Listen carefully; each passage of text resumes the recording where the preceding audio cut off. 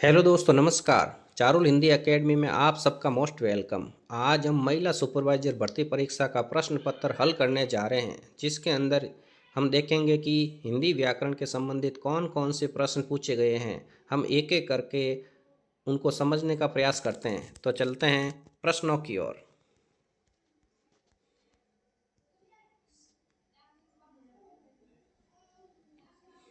प्रश्न नंबर 1, अ प्लस अ बराबर आ, यह किस प्रकार की संधि का उदाहरण है?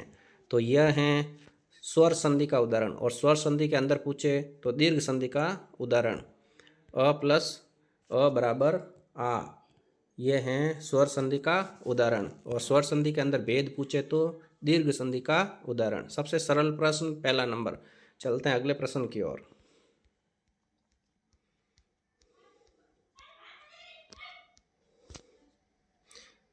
प्रश्न नंबर 9, निम्नलिखित में से किस अनेकार्थक शब्द के अर्थ बूंद, कण, शून्य, चिन्ह आदि हैं? तो ये हैं बिंदु के, ये हैं बिंदु के। विकल्प नंबर ए बिल्कुल करेक्ट उत्तर। चलते हैं अगले प्रश्न की ओर। प्रश्न नंबर 11, निम्नलिखित में से शुद्ध वाक्य का चयन करो। तो मटर में हरा धनिया डाला गया, ये बिल्कुल शुद्ध है। सुबह सुबह व्यायाम करना चाहिए, ये भी शुद्ध है। उनका आपस में नोक झोंक होता रहता है, ये गलत है। कमरे का छत नीचे गिरा, तो शुद्ध होगा कमरे की छत नीचे गिरी, ये भी अशुद्ध है। मैं पुस्तक पढ़ रही हूँ, ये भी शुद्ध है। तो ए, बी और ई, विकल्प नंबर बी, विकल्प नंबर बी, ए, बी और ई बिल्कुल करेक्ट उत्तर है। चलते हैं अगले प्रश्न की ओर। जिन धातुओं का प्रयोग अकर्मक और सकर्मक दोनों रूपों में होता है, उन्हें कौन सी धातु कहते हैं? तो वो कहते हैं उभयविध धातु। कौन सी धातु? उभयविध धातु। तो उसको कहते हैं उभयविध धातु। कौन सी धातु? उभयविध धातु। चलते अगले प्रश्न की ओर। प्रश्न नंबर 15, प्रश्न नंबर 15 मिलान करना है।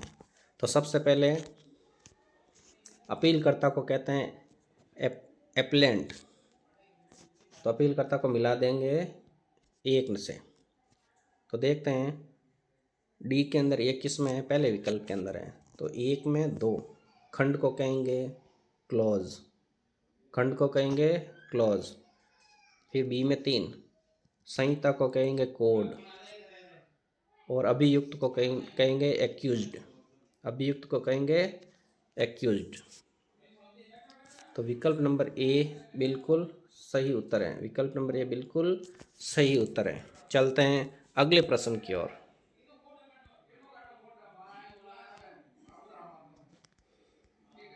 प्रश्न नंबर 17 मिलान वाला है। चलो, सबसे पहला सरल कौन सा इसमें? विकल्प नंबर डी में लिखा हुआ है एडवाइज मतलब सलाह, एडवाइज मतलब सलाह। तो विकल्प डी के अंदर चार, तो डी के अंदर चार किस में है? विकल्प बी के अंदर। अब देखते हैं ए में तीन, ए में तीन, उसके बाद बी में एक, एफर्ट्स कार्य मामले, एक्टिंग कार्यवाहक। तो विकल्प नंबर बी बिल्कुल करेक्ट उत्तर हुआ। विकल्प नंबर बी बिल्कुल करेक्ट उत्तर हुआ। चलते हैं अगले प्रश्न की ओर। गिरी शब्द में कौन सी संधि हुई है?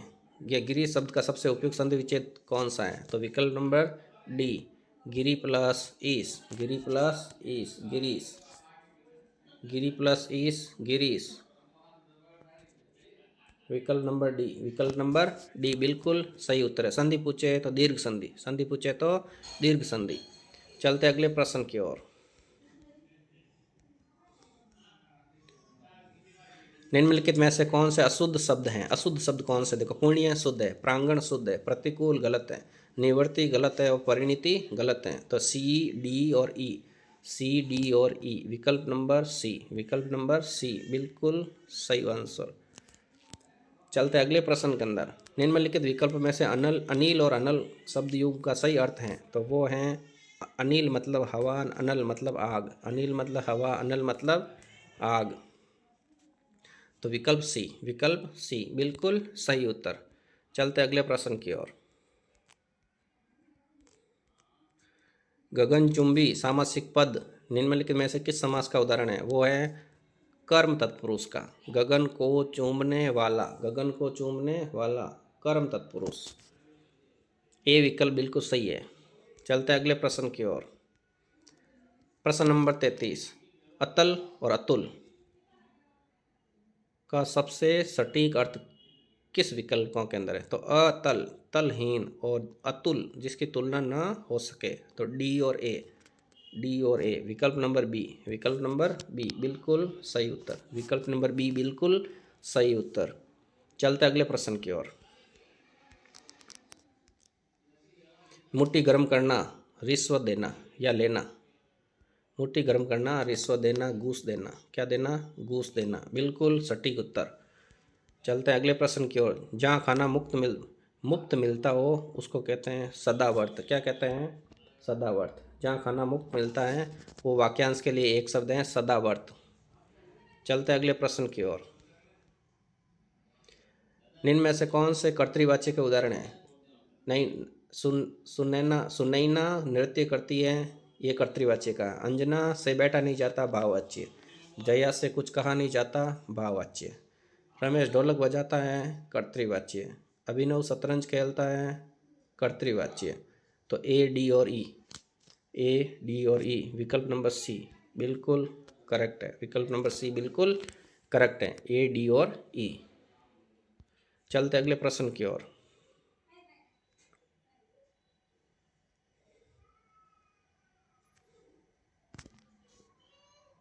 चलते हैं, तो इसके अंदर है असाइनमेंट। असाइनमेंट को कहते हैं नियत कार्य, असाइनमेंट को कहते हैं नियत कार्य। ए में 3, तो ए में 3 किस विकल्प के अंदर है? डी के अंदर। तो देखते हैं, मिलान कर लेते हैं। ए के अंदर 3, ए के अंदर 3 नियत कार्य, तो ए के अंदर 3, डी के अंदर, बी में 4, बी में 4, बी में 4, फिर है सी में 1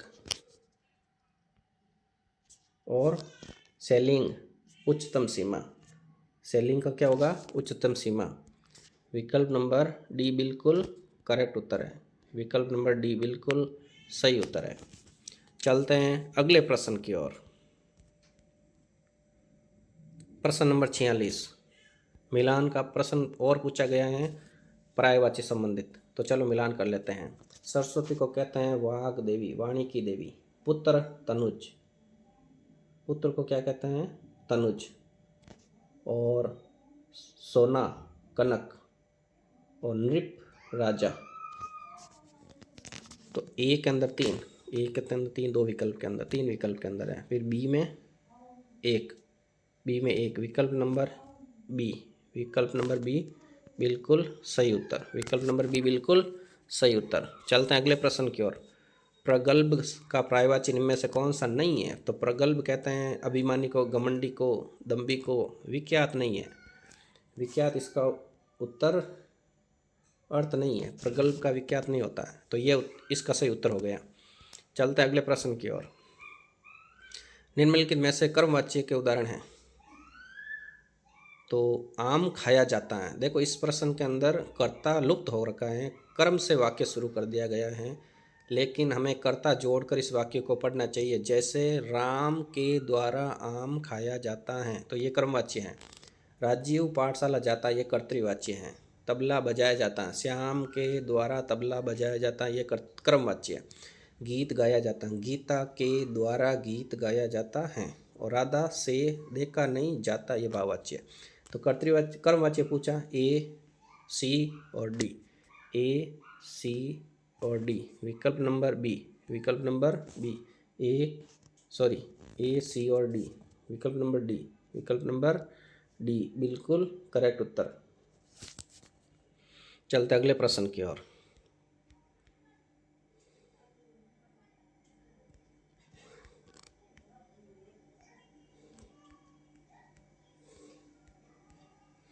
रीजु शब्द का अनेकार्थक शब्द निम्न में से कौन सा नहीं है? रीजु को कहते हैं सीधा, सुगम और अनुकूल, परंतु नक्षत्र इसका अनेकार्थी नहीं है, नक्षत्र इसका अनेकार्थी नहीं है। तो राइट उत्तर हुआ नक्षत्र, राइट उत्तर हुआ नक्षत्र। इनमें से कौन से शुद्ध वाक्य हैं? शुद्ध वाक्य का चयन करना। पुलिस ने रामू में आरोप लगाया। पुलिस ने रामू में आरोप लगाया, गलत। मैंने विजय को नहीं मारा है, सही है। वह संतान के कारण दुखी है, ये भी सही है। नमन पाठशाला से लौट आया, ये भी सही है। उसने मुझे आज खाने को बुलाया, ये गलत है। तो विकल्प नंबर बी, सी और D, B C D, B C D, B, विकल्प नंबर बी बिल्कुल सही उत्तर है। चलते हैं अगले प्रश्न की ओर। मुहावरा संबंधी प्रश्न पूछा गया है, चलते हैं, इसका भी मिलान कर लेते हैं।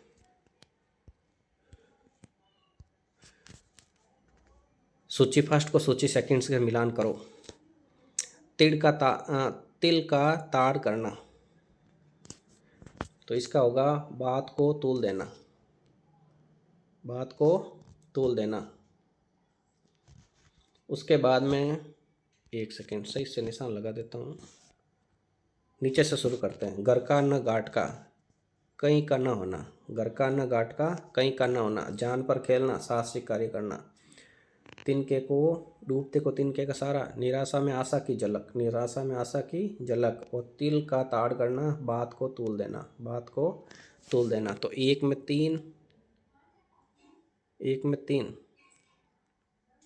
और बी में 4, एक में 3 बी में 4, विकल्प सी, विकल्प सी, सी बिल्कुल सही उत्तर है, सी बिल्कुल सही उत्तर है।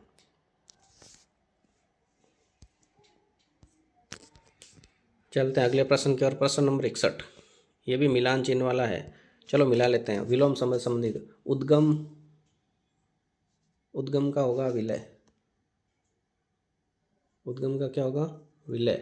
प्रशांत उद्भ्रांत,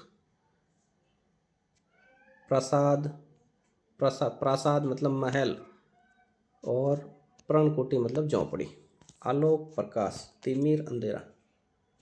चलो मिला तो लिया, राइट उत्तर चेक कर लेते हैं। उद्गम एक के अंदर 3, बी में 2, एक में 3 बी में 2, एक में 3 बी में 2, एक में 3 बी में 2, विकल्प नंबर सी, विकल्प नंबर सी बिल्कुल करेक्ट उत्तर।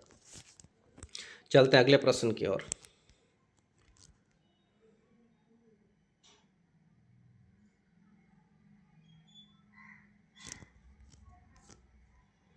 बूंद बूंद से घड़ा बढ़ता है, बूंद बूंद से घड़ा बढ़ता है। इस प्रश्न को समझने की ज़रूरत है। देखो, प्रकृति के द्वारा जो भी घटनाएं होती हैं, जो मनुष्य उसके अंदर हस्तक्षेप नहीं करता है, वो स्वतः होती हैं, तो उसके अंदर हमेशा ही अकर्मक क्रिया होती हैं। तो यहाँ पर बूंद बूंद से घड़ा अपने आप भर रहा है, कोई मनुष्य नहीं भर रहा है, इसीलिए ये अकर्मक क्रिया का उदाहरण हुआ। और प्रश्न में ऐसा होता, राम बूंद बूंद से घड़ा भरता है, तो वहाँ पर हो जाता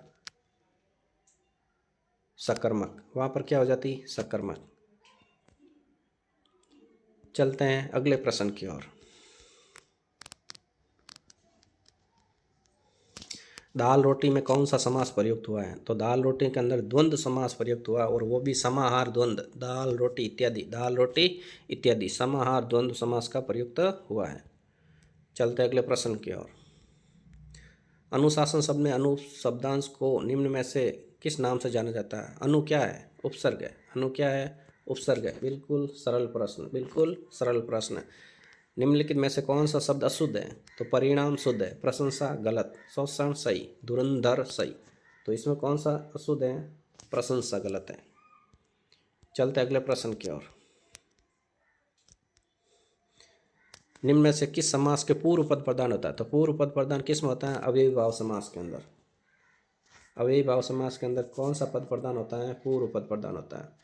द्वंद्व समास के अंदर दोनों पद प्रधान होते हैं, तत्पुरुष में द्वितीय पद प्रधान और बहुव्रीहि में तीसरा पद प्रधान।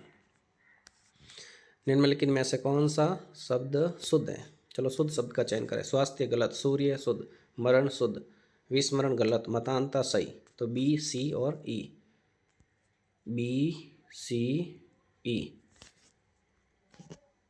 बी सी ई, विकल्प नंबर ए, विकल्प नंबर ए, ये बिल्कुल करेक्ट उत्तर है, ये बिल्कुल करेक्ट उत्तर है।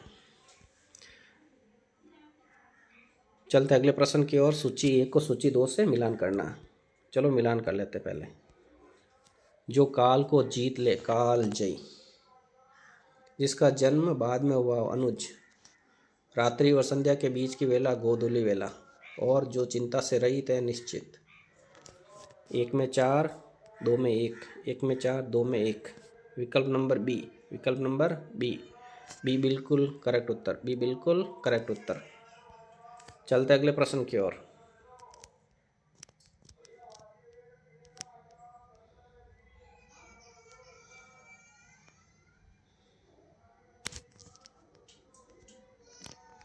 निम्नलिखित में से अशुद्ध वाक्य कौन से हैं? आपके लिए गाड़ी मंगवा ली, गलियों को चौड़ी करनी चाहिए आवश्यक है, उसने सबों से यही बात कही फिर भी उसका ही पराजय हुआ। अशुद्ध वाक्य पूछा है। उसके लिए गाड़ी मंगवा ली, ये तो शुद्ध है। गलियों को चौड़ी करना नहीं, चौड़ा करना चाहिए, ये गलत हो गया। उसने सबों, ये गलत हो गया। तो बी और सी ये तो गलत हो गया। मेरी नाक में सूजन, ये सही है। और फिर भी उसकी ही पराजय हुई, तो ये भी गलत हो गया। तो बी, सी और ई, बी, सी और ई, डी विकल्प के अंदर बिल्कुल सही उत्तर दे रखा है। बी, सी और ई, ये तीनों ही क्या है? अशुद्ध वाक्य हैं।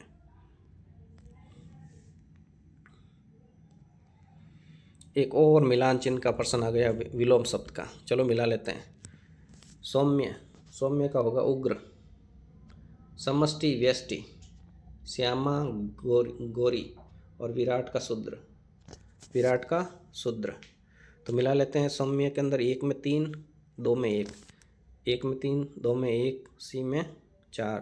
विकल्प नंबर बी, विकल्प नंबर बी बिल्कुल करेक्ट उत्तर है। विकल्प नंबर बी बिल्कुल करेक्ट उत्तर है। विकल्प नंबर बी। चलते अगले प्रश्न की ओर। एक और मिलान चिन्ह वाला प्रश्न आ गया, वो है विलोम शब्द का। चलो इनका भी मिलान कर लेते हैं। कोप, कोप का कृपा, कोप का कृपा। गुप्त का प्रकट, नश्वर का चिरंतन, और तम का आलोक, तम का आलोक। तो कोप का कृपा 1 में 2, 1 में 2, 2 में 1, 1 में 2, 1 में 2, 2 में 1, सी में 4, सी में 4। विकल्प नंबर ए, विकल्प नंबर ए बिल्कुल करेक्ट उत्तर। विकल्प नंबर ए बिल्कुल सही उत्तर। 1 सेकेंड। विकल्प नंबर ए बिल्कुल करेक्ट उत्तर हुआ। चलते अगले प्रश्न की ओर।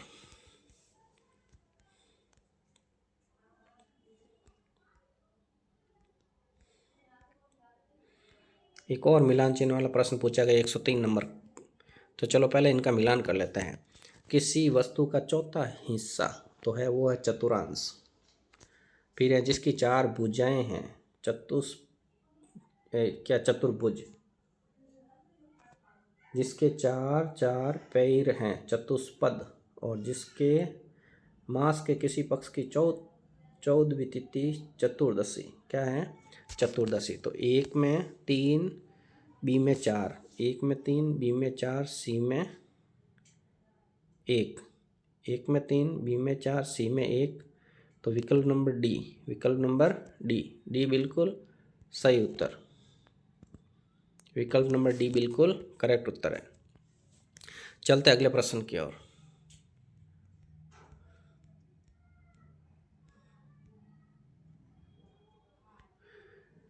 प्रश्न नंबर 108। जगत प्लस ईश जगदीश शब्द बना, ये किस संधि का उदाहरण है? यह है व्यंजन संधि का। किसका है? व्यंजन संधि का। बिल्कुल सरल प्रश्न। चलते हैं अगले प्रश्न की ओर। निम्नलिखित में से लोकोक्ति का चयन करना। तो बिल्कुल देख लेते हैं। कागजी घोड़े दौड़ाना मुहावरा है। कान पर जू नहीं रेंगना मुहावरा है। एडी चोटी ये करना मुहावरा है।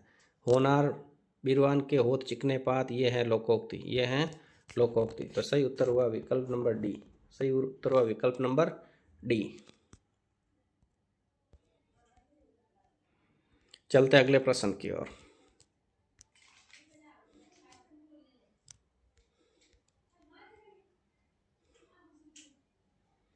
चलो प्रश्न नंबर 118। जिसके शेखर पर चंद्र हो वो है चंद्रशेखर। 1 सेकेंड। वो है चंद्रशेखर। विष्णु के उपासक वैष्णव, और जो सर्वशक्ति संपन्न हो सर्वशक्तिमान, और शिव के उपासक शिव, शिव के उपासक शिव। तो 1 में 3, बी में 4, एक में 3, बी में 4, सी में 2, एक में 3, बी में 4, सी में 2। विकल्प नंबर ए, बिल्कुल करेक्ट उत्तर। चलते अगले प्रश्न की ओर।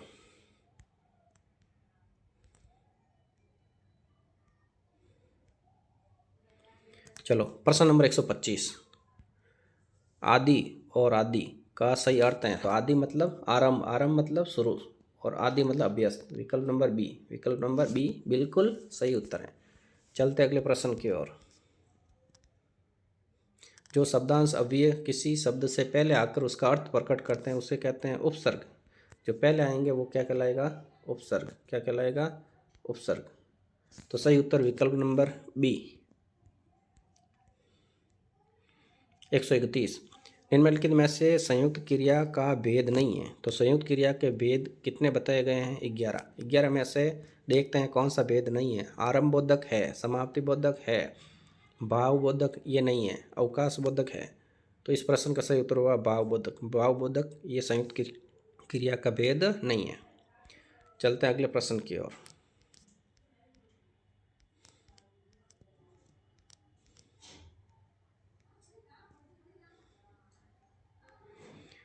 शब्दों के अंत में लगने वाले शब्दांश को क्या कहते हैं? प्रत्यय। ये बिल्कुल आसान प्रश्न पूछा गया। विकल्प डी बिल्कुल सही। चलते अगले प्रश्न की ओर। ये हो गए महिला सुपरवाइजर का प्रश्न पत्र, जिसमें हमने हिंदी व्याकरण के जो प्रश्न पूछे गए हैं उनको हमने बारीकी से समझने का प्रयास किया। आशा करते हैं कि ये वीडियो आपको अच्छा लगा होगा। अच्छा लगे तो अपने दोस्तों के साथ शेयर करें, लाइक करें, सब्सक्राइब करें। बने रहिए चारुल हिंदी एकेडमी के साथ। आज इतना ही। Thank you.